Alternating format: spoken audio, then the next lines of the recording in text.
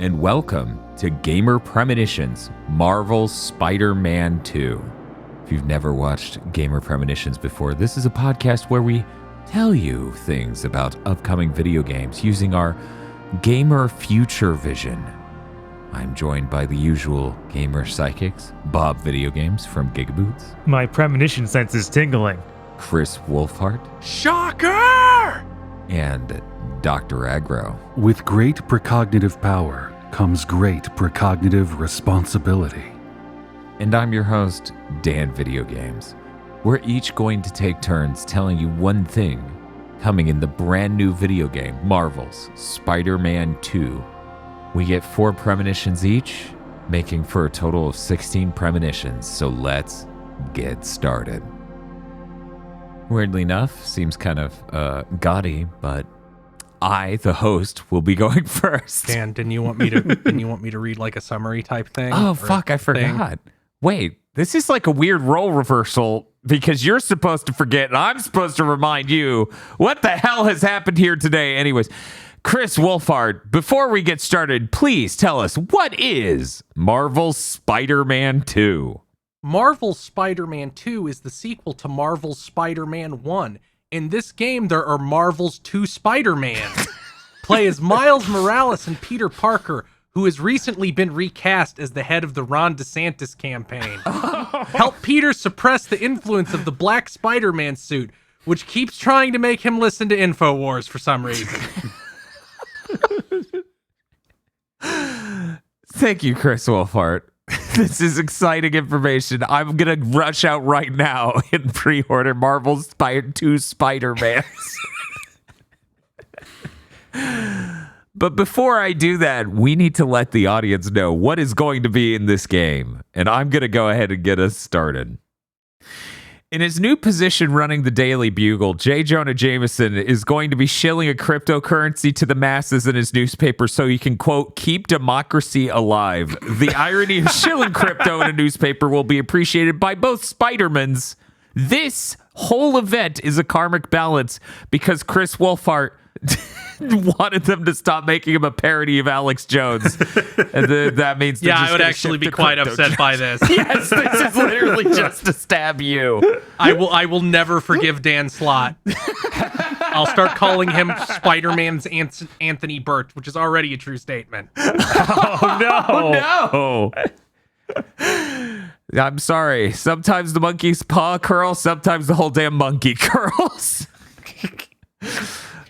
Next up, Chris Wolfhart. Chris, tell us what's going to happen in Marvel's Spider-Man 2. Well, here's my big one. So we got that trailer of Peter and Miles like standing around in a street as Spider-Mans, and then Venom comes out and like growls at them, and that's to let you know that Venom's going to be in this game. Yes. That is bullshit. That's a fake trailer. What? Peter is Venom. Oh my That's what they're God. going to set up. Peter is going to be Venom. The whole back half of this game is going to be Miles having to deal with the fact that Peter is Venom. Oh, man. This actually goes really hard against a premonition I have for later. I assume all of us That's have how a it goes. premonition related to Venom in some way. Many timelines are ahead of us, but only one of them can be true. Bob, you get the next turn. Tell us what will be in Marvel's Spider-Man 2. All right. I'll go ahead and do mine that's somewhat related to Venom. Do it, Bob. So Peter is going to make an anti-symbiote to stop Venom, of course. Oh, he's going to make anti-Venom? Oh, let's So- not bring that in. So that's going to infect the symbiote and become Carnage, Ooh. which will not have a human host at all and just be its own separate creature. Ooh. It's literally part of a different premonition I have. Oh my God! I see, too I- had I- that dream. I have to apologize to Bob for claiming he knows what anti-Venom is. Yeah, I have no clue. Yeah, they introduced White Venom, whose name is Anti-Venom. God, I did researching things. I did notice Red Goblin, and I was like, "Oh, this is the stupidest thing." Yeah, Spider-Man sure has been dumb since Joe Quesada decided that he felt old, so Spider-Man had to sell his marriage to Satan. He had to what? Oh, okay. We don't have time. No, we don't have time. I'll explain it later off content. You'll explain it to me when I'm older? Is that what I'm hearing right now? Yes, roughly 40 minutes older. Okay. Well, next up is Dr. Aggro. Dr. Aggro, hit me with a premonition. All right, it's time to engage in psychic warfare. So we know that Venom is not Eddie Brock. They've said that. Some people have differing theories on who Venom's going to be. The Osborns have been front runners. I've heard people say maybe it's going to be Kraven and they'll double up. No. The true identity of the host of Venom in Marvel's Spider-Man 2 is going to be Ned Leeds. Ned Leeds? Ned Leeds, the original Hobgoblin. Fuck Roderick Kingsley, that retconning piece of shit. Ned Leeds, Betty Brant's abusive piece of shit husband, is going to show up and be Venom because he also works at the Bugle and they basically just palette swap Eddie Brock out just to go, haha, gotcha. And it's going to be really lame and everyone will be mad and I will be fucking elated. Okay, Aggro, what's your first premonition? I win, and only me. No one else even knows what the fuck I'm talking about. I have opinions about Hobgoblin. I have opinions about Hobgoblin. Do you have to introduce yourself to your neighbors? Isn't Genki Lee supposed to be the version of Ned Lee? Ned Leeds? Like, No, isn't that supposed to be a thing? I think Ned is in the Holland movies, the Marvel Spider-Man movies, and Genki's different. I don't know. Well, that's pretty solid for a first round of premonitions. Let's get on to round 2. And starting us off is Chris. Chris Wolfhart, what is your second gamer premonition? Some way, somehow, Spider-Gwen will be in this game. Even if it's just a stinger after the credits. It'll be a clone or a bad setup for a multiverse thing we will all groan over. But they will do it because Spider-Gwen is one of the best costumes they fucking designed in like 40 years and carries that entire character. So of course they will put it in somehow. Is a multiverse involved? It could be. I don't know how it's going to specifically fall. She will be a clone, or they will set up for a multiverse thing in the third game. But I don't know. I don't think there's anything in the first two or in the other two games that alludes to Gwen being dead in this universe. Right. So it could even just be this universe is Gwen. My premonition for this would they just give Peter the outfit. Hell yeah. Well, Bob, it is time for your second gamer premonition. Tell me something that's going to happen in Marvel's Spider-Man 2. Obviously. As you all know. Yes, as you all know, there is a good chance that there will be some manner of goblin in this game. Yeah? And that means that there will be a moment where Mary Jane or some other woman that Spider-Man knows has to be killed. You know, goblins, they just love tossing white women off of the top of bridges. They do so much. But it's okay. Oh? We find out through Peter having to make the choice of letting Mary Jane die, that Mary Jane actually has healing factor superpowers. Oh my God. And she starts wearing a suit and fighting alongside them. Oh my God. It's real fucked up that the you have to pick one gambit worked in a situation where there are two Spider-Men. Right? They had to pick 3, I guess? I don't know. Spider-Man, I have 17 buses. One of them has Mary Jane. It's really fucked up that we're recording this the same day they announced they're doing that to Mary Jane in the comics. Oh, come on. She's going to be called Jackpot. Get it? Yup. Because the first time she meets Peter, she says he just hit the jackpot. I'm sorry. I don't know about this Spider-Man lore. I'm sorry. I keep doing this. That's what happens when you open your mind to the universe. The universe seeps in. Bob tries to be hacky, accidentally hits on past 10 years of Marvel Comics. More than 11. Dr. Agro, do you have any strong premonitions to lift this up out of that moment we just had? Like to go back to something that Bob and I were vibing on a moment ago about the origin of Carnage.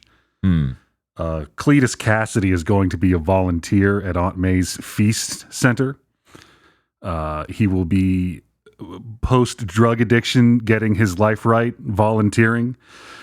The fucked up, weird symbiote cure that Peter makes infects him, and he turns into Carnage and will eat a small homeless girl. Oh my god! Who had the mission before made a crown drawing for Miles, and he will clutch that in a really dramatic moment before he swears revenge, and that's how you get his bioelectric sword.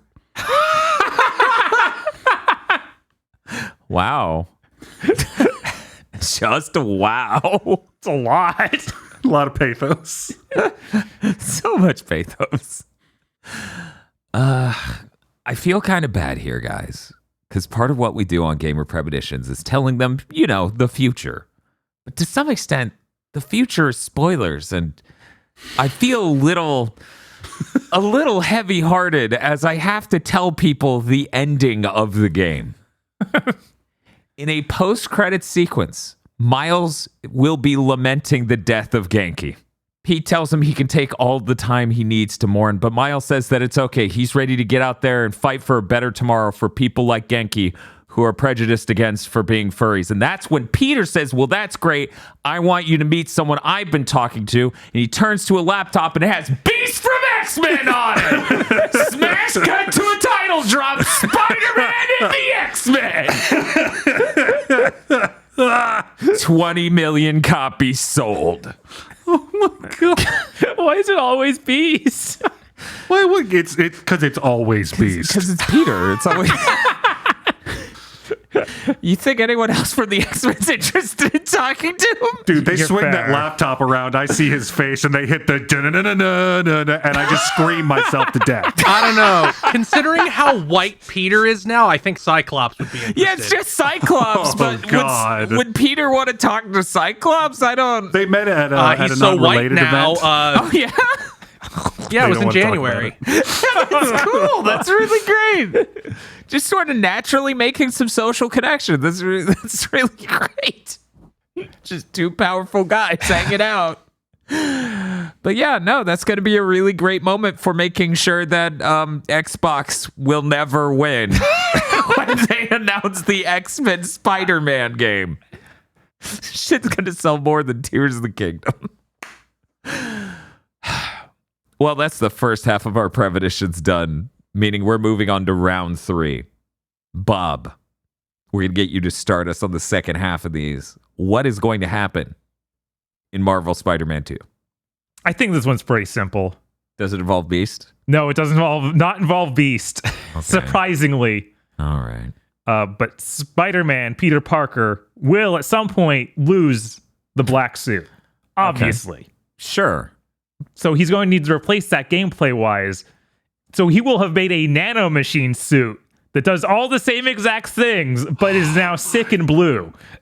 I love how this premonition is, so you know how AAA games. Yeah. Which honestly, if anyone's gonna not do that, it's Sony, because that is a consortium of companies that will just spend a lot of money making a thing because they know it would be cool to do twice. Like, absolutely nuts. What kind of blue are we talking though? like a beetle-y sort of. Yeah, blue, or we got like Not that Are we talking neon. like blueberry. like falcon blue. Streak. I don't know. Sub 6. Come on. Period. Hey Aggro. Clues. Yeah. What is your third gamer premonition about this game? Okay. So the future can be a scary place. So I'm going to need you guys to brace yourselves. Oh, God. Again. Okay. About halfway through the main storyline of this game,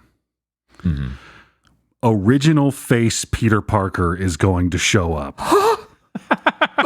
Claiming that several months ago he was kidnapped by a mad scientist calling himself the Jackal, who made a really shitty, unimpressive clone of him that looked very different and replaced him. Oh my God. And how did none of you notice, Yeah. and why did no one come to rescue me? That's a really good question. These are the questions we need to be asking. Oh my God. I would die. I would just...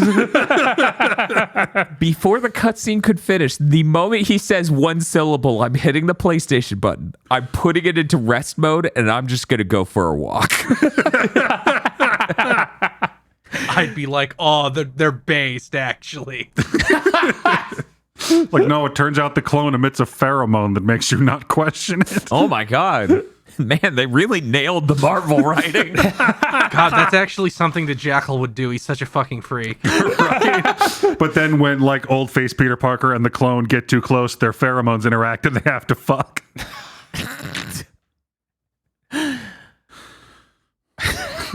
Jesus. They're not going to put Silk in this game, FYI. Well, gentlemen, it's time for my third gamer premonition about Spider-Man and Miles Morales, Spider-Man 2. So, in this game, Kraven is excited to hunt a bunch of people. One of them is Wraith. For people who don't know, Wraith is what happens when a Yuri goes wild. In this game specifically, after Kingpin and Tombstone are both let go early from their prison sentences simultaneously by a corrupt judge, Yuri Watanabe goes rogue and becomes Wraith, a vigilante that makes Peter nervous about her overly strong methods, which will morally be indiscernible from his own. Fisk later will point out how this is the fallout from him getting arrested at the beginning of the first game and how Peter should have listened to him all those years ago and not had him arrested. And since Peter's in the black suit already, he'll tell Fisk to go fuck himself. He's had enough of this shit. It's just one more day his ass. I really like the idea of all throughout this game, while wearing the black suit, Peter's just going to be cursing up a storm and censored, and Miles is like, he's not normally like this, I swear. My race premonition was literally going to be, the entire plot line with her going rogue is going to happen off screen, and she's just going to be friends with Peter again at the beginning of this game. What? Did they just show up? Yeah, she's not really doing the Wraith thing anymore. I could see why you would want to fight her. She is a challenging warrior. Kraven's like, I'm so disappointed. Right? God, is this how that feels? Finishing out the third round of Gamer Premonitions is Chris Wolfhart. Chris, tell me something about this game. Okay, so they're gonna need to show that Peter has gone too far with the black costume. That's always a point, right? They have to show that it's fucking him up. We're gonna get a God of War style QTE brutalization of Kraven. Peter is gonna beat the shit out of him. We're gonna be like, how is he alive? Holy shit. That's such a good character to do that too. I know, right? He really earns it. Pete, it's gonna start like real normal with just Peter like wailing on him and being like, you brought all these fucking people to shoot guns in my city, you fucking blew up my house, all this other shit. And it's gonna be like where Miles is like, Peter, you do not have to gouge his eyes out. Holy shit, I have to stop you.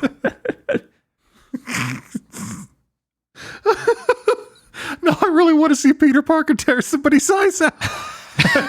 He's like, no, but I have to see inside, and just swallows them. It's really great because like he's wailing on him and Kraven finally's just like out and you're pretty convinced he's dead. And then Simon Krieger just wanders into the room. He's like, oh, this isn't the right room at all. And then Peter just starts wailing on him. I'm glad they got Troy Baker back just to scream in horrible pain. This makes me feel better about the bout arc. This is it, though. This is the final round of Gamer Premonitions. Our final moments to tell you what will be happening in this $70 video game later this year. Aggro, you get to do the honors of starting the last round. Very often, the lands of yet to come are seen but distantly and cloudy as through a mist or evening fog. But every now and then, a vision of the future is clear and bright and resonant like a bell. Ladies and gentlemen, in this game, Kraven says it. Whoa! Wow, that's Like, does the mask slip on Miles a little bit, and he can't stop himself? Yeah, just like scream at frame one. He immediately starts arguing, like, look, kid, one of us has spent most of his life in Africa. So who between us do you think should be allowed to say it? No, let me explain. I have a nuanced opinion on this word. I will now explain it to you over the course of the next several hours. While you might be wondering why I'm doing this to you while you're tied to this chair, but I need you to know as I read this 18-page long script. Look, it's fine. His wife is black. what Peter's gonna have to peel Miles Morales off of him, and then he's just gonna go on like J. Jonah Jameson get interviewed for the newspaper, and he's like, let me explain. It's really smart and intellectual, cerebral, actually. Kraven booked for CPAC. God, man, Kraven's a real villain. They try really hard to write nuanced ways to communicate that you should not sympathize with this person. And then you rip his eyes out. Gentlemen, for my final premonition, I'm here to introduce the twist, the misdirect of the trailer. As you can see in the gameplay trailer, Peter talks numerous times about needing Connors, who is Lizard. He needs his help desperately. This is presumably because Harry Osborn, who's been in stasis for the first two Spider-Man games, trying to be treated for a terminal illness, he needs his help. Ironically, it's not anything to do with Harry's poorly managed terminal illness. That isn't the reason. Peter needs Connor's help because he literally just beat the symbiote out of Harry, and now the guy is really on the verge of death. We're gonna need like that bringing your arm back magic for like all of Harry. That dude is barely recognizable. He looks closer to the original Spider-Man model.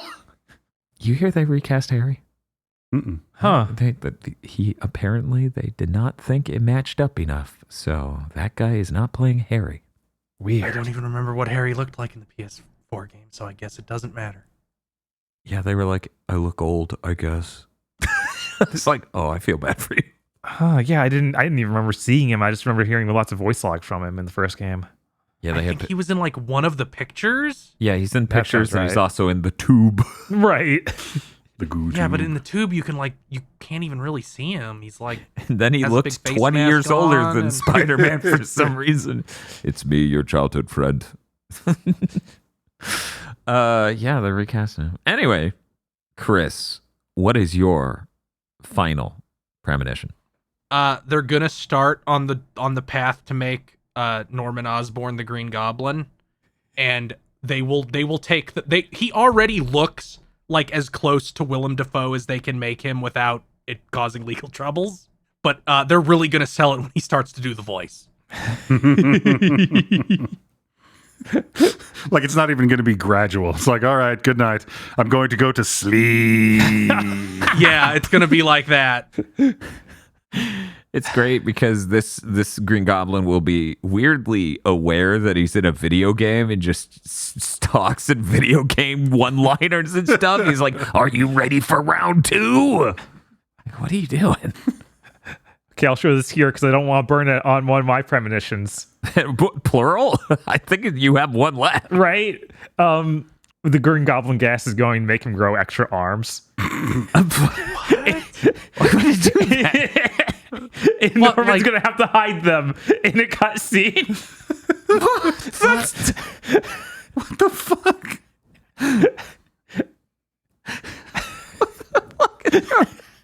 Bob's It's going to happen. You laugh now. I think that was one of those regular dreams, not one of the foretelling dreams. Bob's like, I literally saw this one in a dream. Yeah, it's going to be the Thanksgiving dinner scene from Spider-Man the movie. He's just obviously got like 2 arms hiding in his coat jacket. Jesus. I don't know, Bob. Maybe we should go out on that one. Maybe that's your last one. But no, seriously, what is your 4th and our final gamer prediction that doesn't involve growing extra arms? Yeah. Well, obviously, Mysterio will be in this game. Yes. He will know actual magic. And the entire plot line around him is trying to convince Peter, no, this is real. You can't deny it anymore, Peter. Magic is real. That would be unbelievably funny. I would love that so much, especially after that comic where it's like, no, Miles, yes, the power looked and worked like magic, but it isn't magic. Magic's not real.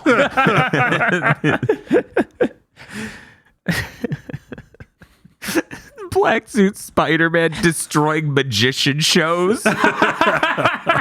Just screaming, it's all lies! And just like wrecking ass in like a trick shop. They're like, Doctor Strange, are you going to go talk to him? No, this is hilarious. I fucking hate birthday magicians.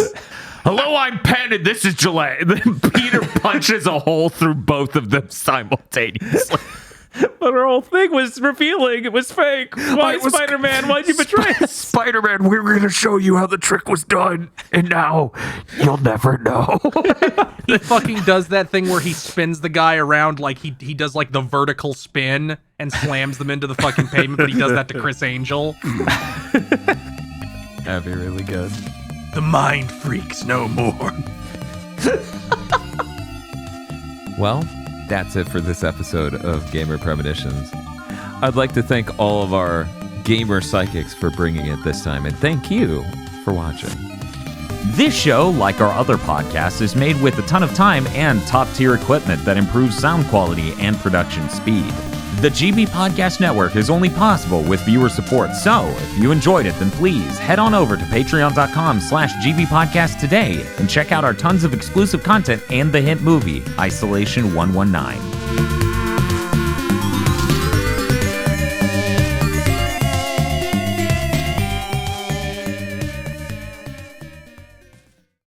The executive producers for this GigaBoots video are Esme, Lee Broyles, Spaceman Spiff, Red Blaze 27, Brendan O'Sullivan, A Reminder for Symphony of War, Cooper Tank, Very Best Plot, Iconic Bane, and Rado.